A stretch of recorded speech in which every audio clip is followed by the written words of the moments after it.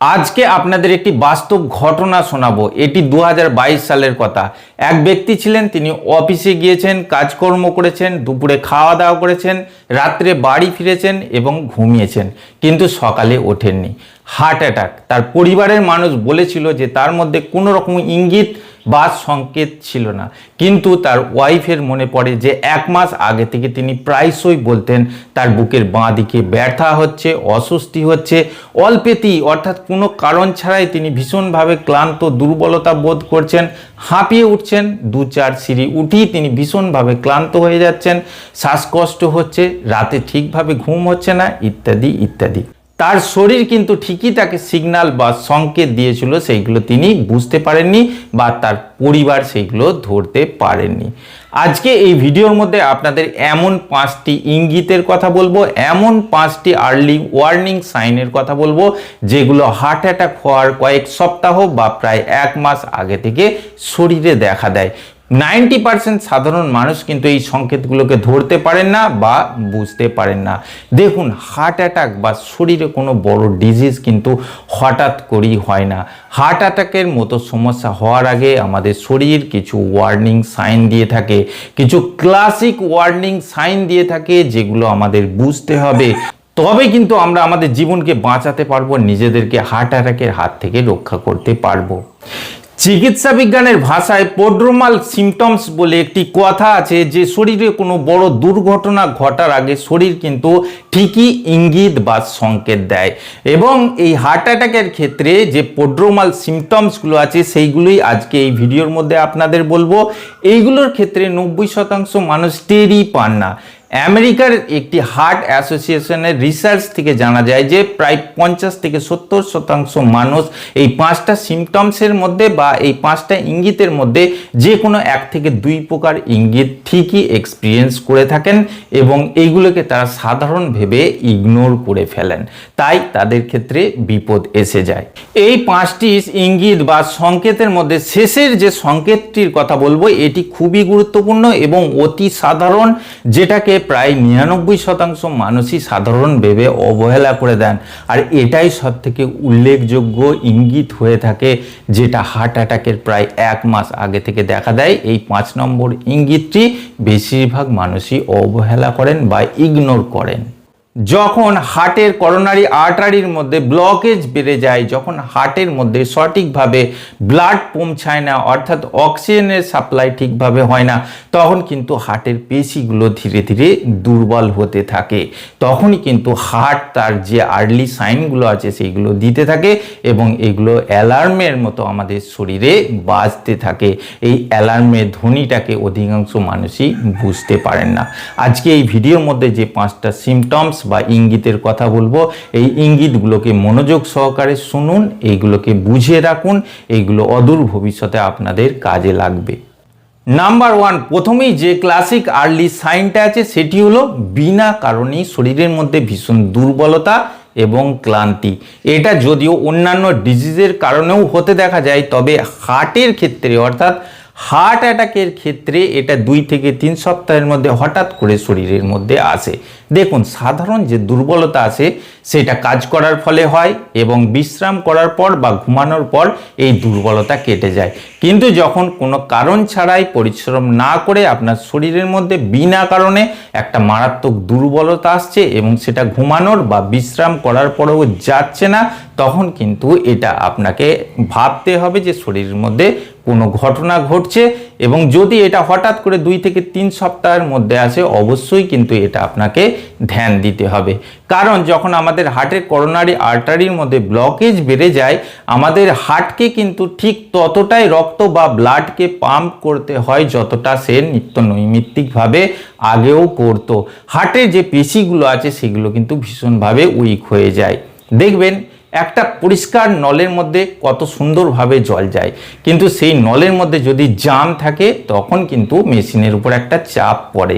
তেমনই কিন্তু আমাদের হার্টটা ঠিক এইভাবে যে পাম্প করছে, এর যে রিদমটা আছে, যখন করোনারি আর্টারির মধ্যে ব্লকেজ আসবে তখন সে কষ্ট করে কিন্তু ব্লাডটাকে পাম্প করবে, এবং হার্টের যে নিজস্ব পেশিগুলো আছে সেইগুলো ধীরে ধীরে উইক বা দুর্বল হতে থাকবে। এই দুর্বলতা শুধু যে আমাদের হার্টের মধ্যে সীমাবদ্ধ থাকবে তাই না, এই দুর্বলতা আমাদের গোটা শরীরের মধ্যে ছড়িয়ে পড়বে এবং এই দুর্বলতার কোনো কারণ আপনি খুঁজে পাবেন না। তাই এই ধরনের কারণ ছাড়াই যদি ভীষণ দুর্বলতা এবং ক্লান্তি হঠাৎ করে 2-3 সপ্তাহের মধ্যে আপনার শরীরে এসে যায়, অবশ্যই কিন্তু চিকিৎসকের পরামর্শ নিতে হবে। 2 নম্বর ওয়ার্নিং সাইন হলো হঠাৎ করেই হাঁপিয়ে ওঠা। যে জায়গায় আপনি আগে সিঁড়ি চড়তেন, আপনার ক্ষেত্রে কোনো রকম শ্বাসকষ্ট বা হাঁপানি হতো না, বাড়ির সামনে বাজারে যেতেন কোনো রকম অসুবিধায় আপনি বোধ করতেন না, এখন হয় কি 2-3 পা সিঁড়ি চড়ার পরেই ভীষণভাবে শ্বাসকষ্ট হয়, হাঁপানি ওঠে। বাড়ির পাশে যে বাজার আছে সেই জায়গায় যাওয়ার সময় মাঝপথে আপনাকে 2-3 বার বসতে হয়, কারণ আপনার নিঃশ্বাসে একটা কষ্ট হয়, বুকের মধ্যে চাপ ধরে। এটা কেন হয়? যাদের ক্ষেত্রে হার্টের দুর্বলতা এসে যায় বা হার্ট ফেলিওরের মতো সমস্যা তৈরি হয়, তাদের ক্ষেত্রে হয় কি এটা অবশ্য একটা স্টেজের পরে হতে দেখা যায়। এই যে প্রথমে বললাম আপনাদের, হার্ট কিন্তু যতটা ব্লাড পাম্প করার কথা সে ততটাই করবে ব্লকেজ থাকার পরেও, কিন্তু একটা নির্দিষ্ট সময়ের পর হার্ট দুর্বল হয়ে যায়, সে পর্যাপ্ত পরিমাণে ব্লাড বা রক্তকে আমাদের শরীরের প্রত্যেকটা প্রান্তে পৌঁছাতে পারে না। তখন হয় কি আমাদের শরীরের প্রত্যেকটা প্রান্তে অক্সিজেন পৌঁছায় না, কারণ রক্তই আমাদের শরীরের প্রত্যেকটা কোষকলা পর্যন্ত অক্সিজেন কণাগুলোকে বহন করে নিয়ে যায়। রক্ত কম পরিমাণে সংবহন হলে অক্সিজেন ঠিকভাবে পৌঁছাবে না, অক্সিজেন না পৌঁছালে আপনি হাঁপিয়ে উঠবেন, ক্লান্ত হয়ে যাবেন এবং আপনার মধ্যে একটা শ্বাসকষ্ট হবে। তাই যদি 2-3 সপ্তাহের বেশি আপনার হাঁপানি, শ্বাসকষ্ট বোধ হয় এবং আপনি ভীষণভাবে ক্লান্ত হয়ে যান, এটাকে কিন্তু অবশ্যই গুরুত্ব দিতে হবে, কারণ এই সমস্যাটা কিন্তু হার্ট অ্যাটাকের একটা আর্লি সাইন বা ক্লাসিক ওয়ার্নিং সাইন হয়ে থাকে। 3 নম্বর যে ইঙ্গিত বা সংকেত আছে, এটা খুবই গুরুত্বপূর্ণ, সেটি হলো বুকের বাঁ দিকে বা বাম পাশে একটা অস্বস্তি বা ব্যথা বোধ বা ঝিনঝিনে অনুভূতি, ভিতর থেকে একটা চাপ বোধ। এই সমস্যাটা কিন্তু একটা ক্লাসিক ওয়ার্নিং সাইন হয়ে থাকে। এটা হার্ট অ্যাটাকের প্রায় 1 মাস বা 1.5 মাস আগে থেকে প্রায়শই অনুভব হতে থাকে। দেখুন, হার্টের যে ব্লকেজ আছে সেটা ধীরে ধীরে কিন্তু বাড়তে থাকে, যতক্ষণ না এটা 70-80% উপরে উঠে যায়, তার নিচে কিন্তু আপনি সেইভাবে অনুভব করতে পারবেন না। কিন্তু যখন ব্লকেজ খুব বেশি পরিমাণে বেড়ে যাবে, তখন কিন্তু হার্টের পেশিগুলো দুর্বল হয়ে যাবে, সে ঠিকভাবে অক্সিজেন পাবে না নিজেই। তখন কিন্তু হার্টের এই দুর্বলতা একটা পেনের আকারে হার্টের মধ্যে অনুভব হবে এবং হার্ট থেকে যে নার্ভাস সিস্টেমগুলো আমাদের ব্রেনের দিকে সিগন্যাল দেয়, সেগুলো কিন্তু আমাদের বুকের উপরের অংশ দিয়ে, পিঠের দিক দিয়ে, ঘাড়ের দিক দিয়ে, এমনকি আমাদের হাতের যে খলপা আছে তার মধ্যখান দিয়ে ব্রেন পর্যন্ত যায় এবং ব্রেন থেকে সেই সিগন্যাল আবার কিন্তু রিটার্ন আসে। এই সিগন্যালটা যখন লেনদেন করে তখন কিন্তু সে কনফিউজড হয়ে যায় এবং আমাদের এই হাতের পিছনের দিকে বা পিঠের উপরের দিকে, বুকের উপরের দিকে একটা পেন অনুভব হয়, যে পেনটা কিন্তু চাপা এবং ভিতর থেকে আসে। অনেক সময় এটার মধ্যে একটা শূন্যতা বোধ বা ঝিনঝিনে অনুভূতিও হতে দেখা যায়। এক্ষেত্রে হার্টের ব্যথা বা পেন যে সিলেক্টেড হার্টের লোকেশনই হবে এমন কোনো কথা না, এটা অনেক সময় রেফার্ড পেনের আকারে এই বাঁ দিকে, বুকের উপরের দিকে, পিঠের পিছনের দিকে ছড়িয়ে যেতে দেখা যায়। এটা কিন্তু আপনাদের ধ্যান রাখতে হবে। এই ধরনের ব্যথা বা অস্বস্তি বা ভিতর থেকে উঠে আসা একটা চাপ ব্যথা যদি হতে থাকে 2-3 সপ্তাহের বেশি, অবশ্যই কিন্তু আপনাকে একজন রেজিস্টার্ড চিকিৎসকের সঙ্গে পরামর্শ নিতে হবে, কারণ এই ধরনের ব্যথা হার্ট অ্যাটাকের পূর্ববর্তী সময়ের ক্লাসিক ওয়ার্নিং সাইন হিসাবে গণ্য করা হয়। এরপরে যে দুটো ওয়ার্নিং সাইন বা ইঙ্গিতের ব্যাপারে বলবো, এইগুলোকে অধিকাংশ মানুষই ইগনোর করে থাকেন অতি সাধারণ ভেবে। বয়সের কারণে বা ওয়েদারের কারণে বা নিত্য নৈমিত্তিক জীবনযাপনের কারণে এই ধরনের সিমটমস আসে এবং অধিকাংশ মানুষ এইগুলোকে চিনতে পারেন না, এইগুলোকে তারা গুলিয়ে ফেলেন, যে কারণে সবথেকে বড় বিপদটা হতে দেখা যায়। 4 নম্বর যে সাইন বা সিমটমসটি আছে সেটি হলো রাত্রে ঘুমের ব্যাঘাত। ঘুমের যে প্যাটার্ন আছে তার মধ্যে একটা মারাত্মক পরিবর্তন। অনেক সময় দেখা যায় যে ঘুমের মধ্যে আচানক বা হঠাৎ করে উঠে পড়া, শ্বাসকষ্ট হওয়া, হঠাৎ করে প্যানিকের মতো একটা সিচুয়েশন হওয়া, শ্বাস ফুলে যাওয়ার মতো কন্ডিশন, হঠাৎ করে আপনি ঘুম থেকে উঠে পড়লেন এবং জোরে শ্বাসকষ্ট মতো হচ্ছে। অনেকের ক্ষেত্রে এটা অনেকে ভুল করে ফেলেন যে হয়তো তার মধ্যে অ্যাংজাইটি হচ্ছে বা অন্য কোনো কারণে হচ্ছে, কিন্তু এটা হার্ট অ্যাটাকেরও একটা আর্লি সাইন হয়ে থাকে। কারণ যখন হার্টের করোনারি আর্টারির মধ্যে ব্লকেজ বেড়ে যায়, সেই কিন্তু রাত্রে ঘুমের সময়ে ঠিকভাবে ব্লাড সাপ্লাই গোটা শরীরে করতে পারে না, অক্সিজেন ঠিকভাবে পৌঁছায় না, যে কারণে আমাদের নার্ভাস সিস্টেমগুলো কিন্তু ঘুমের মাঝে ব্যাঘাত ঘটায়, তারা অ্যালার্ট হয়ে যায়। তখনই কিন্তু এই নাক ডাকার মতো সমস্যা অনেক সময় হয়। যেমন এই স্লিপ অ্যাপনিয়া বলে একটি ডিজিজ আছে, যেটাতে বহু মানুষ মারা যায়। এর সঙ্গে কিন্তু হার্ট অ্যাটাকের একটা রিলেশান আছে, গভীর রিলেশান আছে। তাই রাতে যদি ঘুমের ব্যাঘাত ঘটে, বারবার ঘুম ভেঙে যায় বা হঠাৎ করে উঠে পড়েন সাডেনলি, শ্বাসকষ্ট মতো হয় বা ঘুমের মাঝে একটা ঝাঁকুনি হয়, এই সমস্যাগুলো কিন্তু ইগনোর করবেন না। এগুলো হার্ট অ্যাটাকের পূর্ববর্তী সময়ের ওয়ার্নিং সাইন হয়ে থাকে। 5 নম্বরে আপনাদের যে সিমটমসটির কথা বলবো, আগেই আপনাদের বলেছিলেন যে 5 নম্বর সিমটমসটি অধিকাংশ মানুষই অবহেলা করেন এবং এটা একদম সাধারণ ভেবে ফেলেন। হার্ট অ্যাটাকের পূর্ববর্তী সময়ের এটাই কিন্তু ক্লাসিক আর্লি সাইন। সেটি হলো পায়ের দিকে ফুলে যাওয়া, যেটাকে পিটিং ইডিমা বলে। এক্ষেত্রে পায়ে সোয়েলিং হয়ে যেতে দেখা যায়, ফোলার জায়গায় আঙুল দিয়ে চেপে ধরলে সেই জায়গাটা বসে যায়, উঠতে চায় না।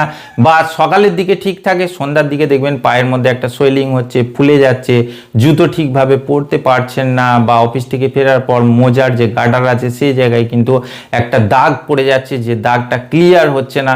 এই সমস্যা কিন্তু হার্ট অ্যাটাকের পূর্ববর্তী সময়ের একটা ক্লাসিক সাইন। এর বিশেষ কারণ আছে। কারণটি হলো হার্টের করোনারি আর্টারির মধ্যে ব্লকেজ বেড়ে গেলে হার্ট ফেলিওরের প্রাথমিক পর্যায়ে হয় কি, রক্তটাকে ঠিকভাবে আমাদের পায়ের লোকেশানে পাঠাতে পারে না। অনেক সময় হয় কি, পায়ের যে নিচের অংশটা আছে সেই জায়গায় ব্লাড পুল হয়ে যেতে থাকে। আবার এই সমস্ত ক্ষেত্রে হার্টের দুর্বলতার কারণে কিডনি যে মিনারেলগুলো আছে তাদের ব্যালেন্সটাকে ইমব্যালেন্স করে ফেলে, ওয়াটার রিটেনশন বাড়ায়, যে কারণে পায়ের দিকে ব্লাডের সঙ্গে জল জমতে থাকে, পা ফুলে যায়, যেটাকে ডাক্তারি পরিভাষায় পিটিং ইডিমা বলা হয়ে থাকে। তাই এই পা ফুলা বা পিটিং ইডিমা যদি চলতে থাকে প্রায় 1 মাস যাবৎ, অবশ্যই চিকিৎসকের পরামর্শ নেবেন। এটা অনেক সময় কিডনির দুর্বলতার কারণে হয়, অনেক সময় আবার অ্যানিমিয়ার কারণে হয়। তবে এই হার্ট অ্যাটাকের পূর্ববর্তী সময়েরও একটা ওয়ার্নিং সাইন হয়ে থাকে। আজকে এই ভিডিওর মধ্যে আপনাদের যে 5টি বিশেষ ইঙ্গিত বা সিগন্যালের ব্যাপারে বললাম, এইগুলো কিন্তু প্রোড্রোমাল সিমটমসের মধ্যে পড়ে। হার্ট অ্যাটাকের 1 মাস প্রায় আগে থেকে এই সিমটমসগুলো মানুষের মধ্যে দেখা দেয়। তবে অন্যান্য ডিজিজের কারণেও এইগুলো হতে পারে বা হয়ে থাকে। তাই এই সিগন্যালগুলো আপনার শরীরে এলে দ্রুত ভয় পেয়ে যাওয়ার দরকার নেই। তবে অবশ্যই আপনাকে ধ্যান দিতে হবে, একজন চিকিৎসকের অ্যাপয়েন্টমেন্ট নিতে হবে বা তার সঙ্গে কথাবার্তা বলতে হবে। প্রয়োজনে ইসিজি বা লিপিড প্রোফাইল, ইকোকার্ডিওগ্রাফি ইত্যাদি যে প্রয়োজনীয় টেস্ট আছে সেইগুলো করে দেখতে হবে যে সত্যি আপনার মধ্যে হার্টের কোনো দুর্বলতা আসছে কিনা বা ব্লকেজ এসে গেছে কিনা, বেড়ে যাচ্ছে কিনা। আপনি ব্যক্তিগতভাবে যেটা করতে পারেন, প্রতিদিন অন্তত 30 মিনিট করে স্লো ওয়াকিং করবেন এবং ধূমপান বন্ধ করবেন। অ্যালকোহল যদি পান করেন সেটা বন্ধ করবেন। টেনশন, স্ট্রেস, অ্যাংজাইটি এগুলো কমানোর চেষ্টা করবেন। আশা করছি আজকে ভিডিওটি আপনাদের ভালো লেগেছে। যদি ভালো লাগে অবশ্যই একটি লাইক করবেন, আর এই ধরনের আরও ভিডিও পাওয়ার জন্য আমার চ্যানেলটিকে সাবস্ক্রাইব করে পাশে বেল বাটনটি টিপে অল অপশানটি ক্লিক করে দেবেন। দেখা হচ্ছে পরের ভিডিওতে। ভালো থাকবেন, ধন্যবাদ।